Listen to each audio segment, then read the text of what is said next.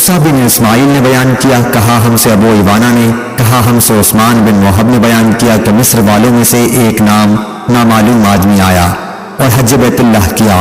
پھر کچھ لوگوں کو بیٹھے ہوئے دیکھا تو اس نے پوچھا کہ یہ کون لوگ ہیں؟ کسی نے کہا کہ یہ قریشی ہیں۔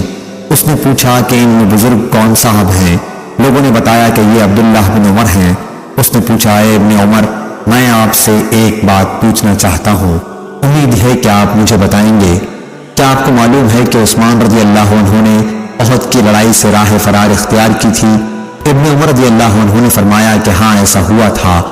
پھر انہوں نے پوچھا کہ آپ کو معلوم ہے کہ وہ بدر کی لڑائی میں شریک نہیں ہوئے تھے؟ جواب دیا کہ ہاں ایسا ہوا تھا۔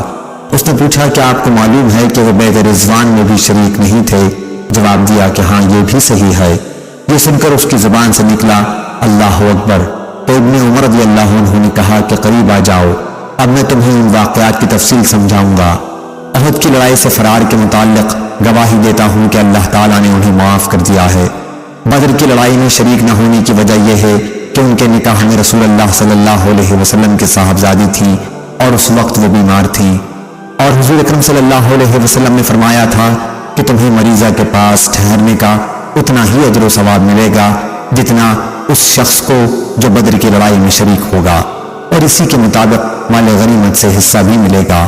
اور بیعت رضوان میں شریک نہ ہونے کی وجہ یہ ہے کہ اس موقع پر وادی مکہ میں کوئی شخص مسلمانوں میں سے عثمان رضی اللہ عنہ سے زیادہ عزت والا اور بااثر ہوتا تو حضور اکرم صلی اللہ علیہ وسلم اسی کو ان کی جگہ وہاں بھیجتے۔